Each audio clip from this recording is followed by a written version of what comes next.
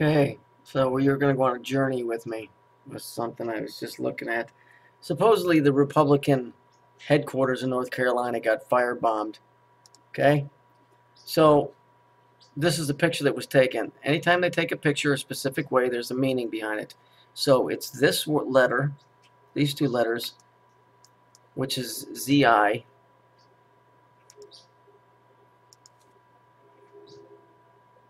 ZI. I gotta change this thing on. ZI. And then I took these letters over here.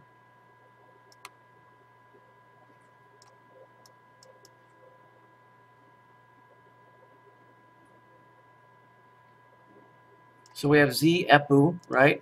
This is another language that's being spoken here. Okay? And that's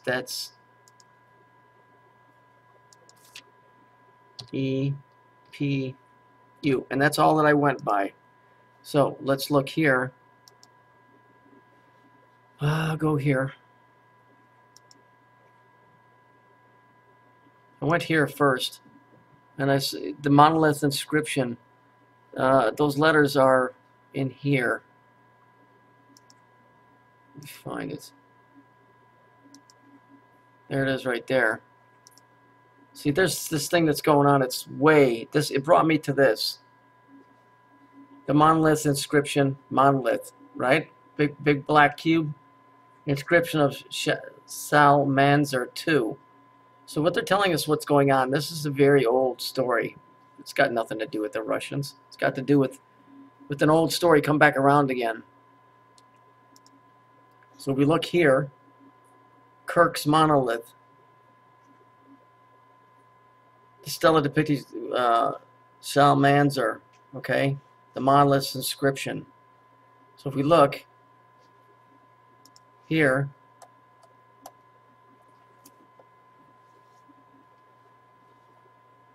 it's interesting because the same characters come up. It's Israel. I found out that Israel is called Jizrael. Yeah, how interesting, Jiz. Let's see. Is accepted as reference to Ahab, the king of Israel, although it is referenced term Israel. Part of the collar, this using which Teal Dan Steely. You remember the group Steely Dan? Well, we can get into that later. The description is also the oldest document of the Arabs. It talks about a military force.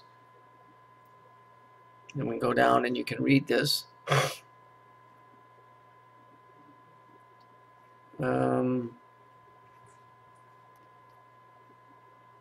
Subtle errors, blah, blah, blah.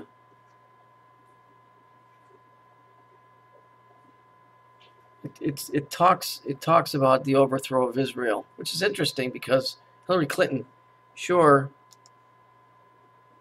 has her fucking ass in an uproar over all that is making up all of these stories. Let's see. In the monolith's description, well, it sure sounds Saturnian. In one description, he speaks of himself, the king of the world, the king without rival, the great dragon. The only power within the four rims of the earth, that would be the cube. 31 of those years seem to be employed by warring campaigns to maintain and extend Assyria domination. If we go with here, we just read through here. The name Abu Sirile, which is most scholars now agree, can only mean Ahab or Israel. Or as Homel thinks of Jezreel. This shows that the identification was not always generally accepted as today. And we go down here. It's interesting. There's your 9 and there's your 3. They fought in Damascus.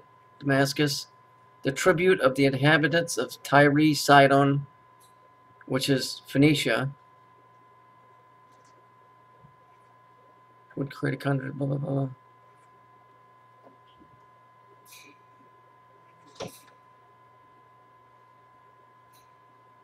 It is also difficult to explain why Ahab would unite with hard-set enemies of Israel in such a close coalition.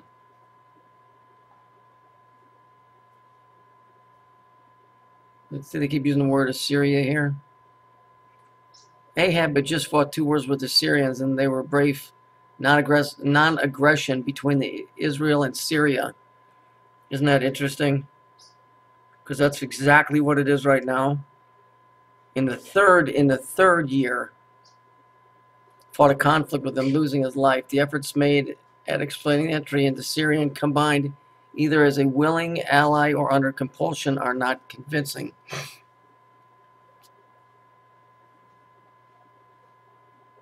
I find this very interesting. This is all about a battle in Israel and Syria, just like it is today. That those two little words that I pulled out of a fucking picture comes to all of this. Let's see.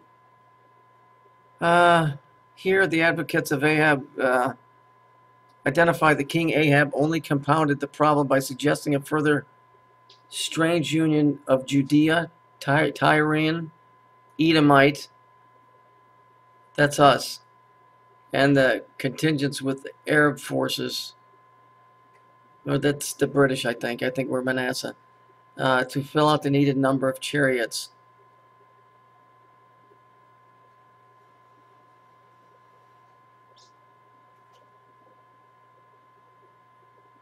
Let's see. Let's see right here.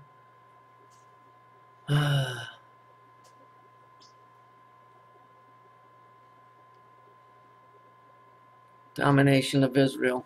During the reign of King Hosea, Israel, Shalom of Palestine, and Hosea became vassal under the impulsion of annual tribute. However, at the later time, Hosea failed to pay the tribute and was found to be conspiring. For this, he was placed under detention and there laid siege against Samaria for 3 years, after which the well-fortified city fell and the Israelites were led into exile. Obelisk is showing Jehu, more likely his emissary, paying tribute to the Assyrian king. Let's look at this, and then let's go to, hang on a second, let's go see who this dude is.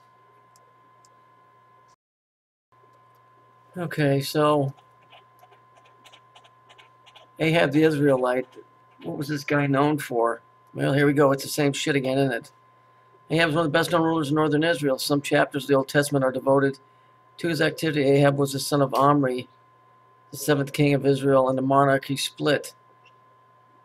And he married the infamous Phoenician princess Jezebel, who introduced the worship of the heathen gods Melkart, Baal, and Ashtoreth to the Israelis. Ahab did not try to stop this alien cult, and in fact seems to have condoned it. So he erected the altar for Baal. There it is again. Because of his association with pagan deities, he's castigated biblically as one who had done more to provoke the Lord God of Israel's anger than all the kings that were before him.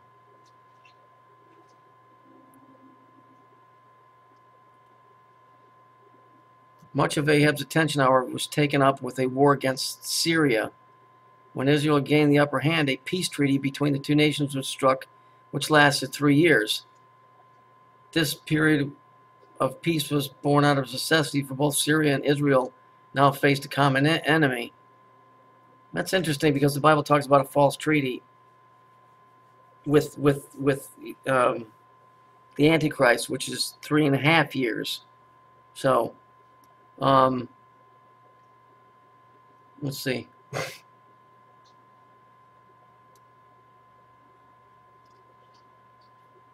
Now look at the numbers. 3, 3.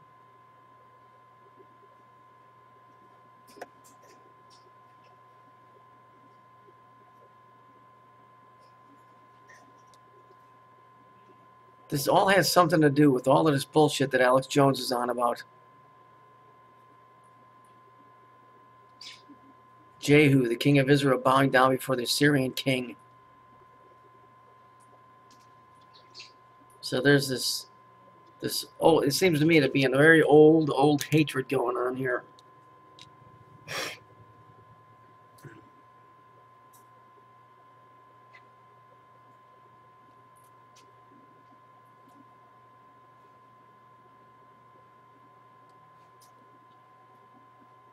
And we've all seen this.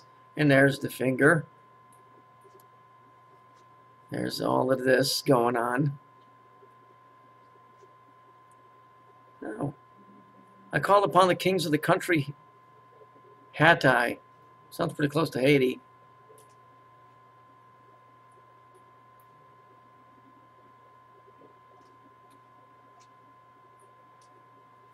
So this is us. Let's see.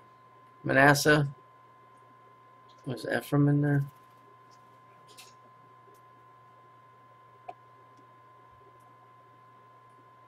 I'm sorry this is taking so long. I'm just reading through it.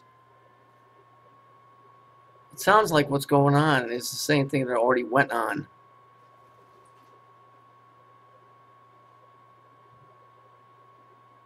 The mention of the 9 kings of Israel. Wow, imagine that. It is important not only because it verifies historical reliability of our biblical documents for this period would surely be under great attack. All I can tell you is, let me, hang on a second. Look at this. All of these different troops, and then it's got, look at here, ex-troops of Aden Baal. What the fuck is that?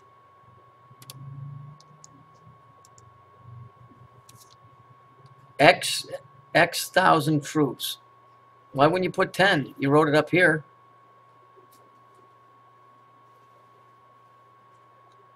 Okay, hang on. So let's read this here. Now 3 years have passed between the war between Syria and Israel, and they came to pass in the 3rd year. Jehoshaphat, the king of Judah, went down to visit the king of Israel, and the king of Israel said to his servants, "Do you know, Ramoth and Gilead is ours, but we hesitate to take it from the king of Syria." So he said to Jehoshaphat, "Will you go with me to fight?" Jehoshaphat said to the king of Israel, "I'm yours, my people as your people, my horses." So the king of Israel and Jehoshaphat, the king of Judah, went to Gilead. The king of Israel said, "I will disguise myself and go into battle, but you put on your robes." So the king of Israel disguised himself and went into battle. Now the king of Syria had committed to 32 captains, fight with no one small or great, but only with the king of Israel. So they wanted to wipe Israel out. So it was when the captains saw the chariots of Jehoshaphat, they said, "Surely it is the king of Israel." Therefore they turned aside to fight him. So the guy winds up getting killed.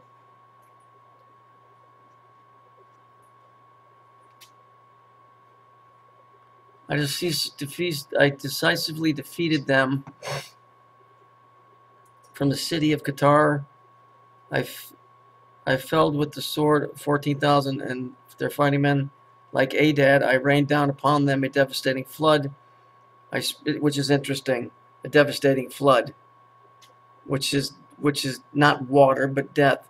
I spread out their corpses and filled the plain. I felled the sword their extensive troops. I made the blood flow in waters. The field was too small for the laying flat on their bodies.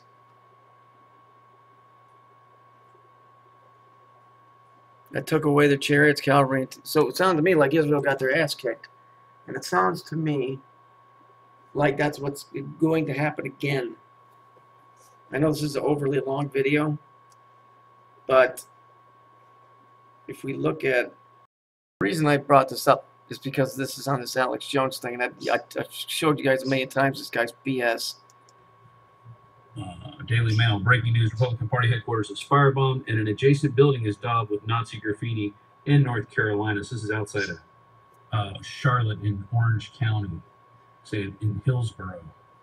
And so executive of the state's Republican Party, Dallas Woodhouse, said the building was a total loss, and photos from the interior showed damaged yard signs bearing the names Donald Trump and Mike Pence along with other politicians. And here's the sign here. It says, Nazi Republicans leave town or else. Oh, bullshit.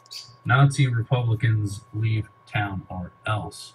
And here you can see more. Well, what's this then up here? What's this?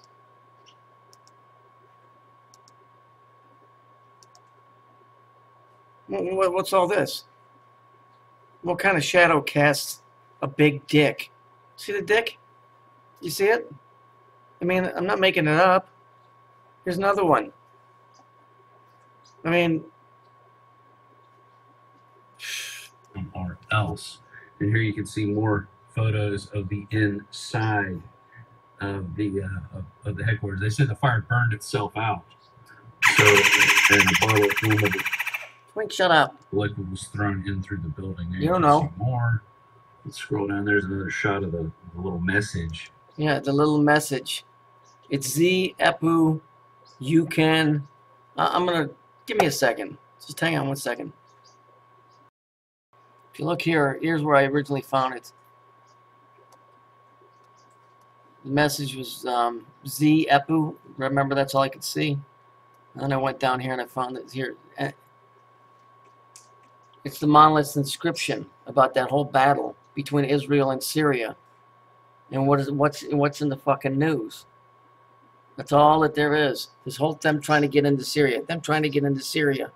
Now they're making a diversion saying they're going to go to war with Russia. I'm telling you, those fuckers need to get in there. They need to fucking get in there.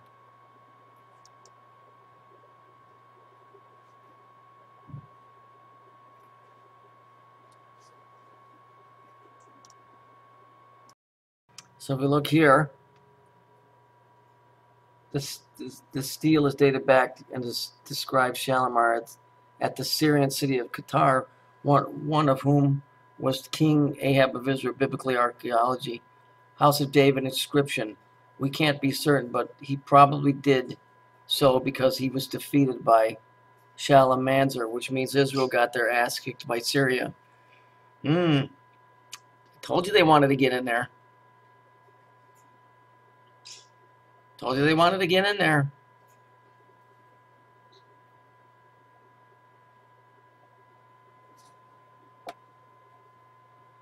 Lost battle of King Ahab. How very interesting. I guess my point is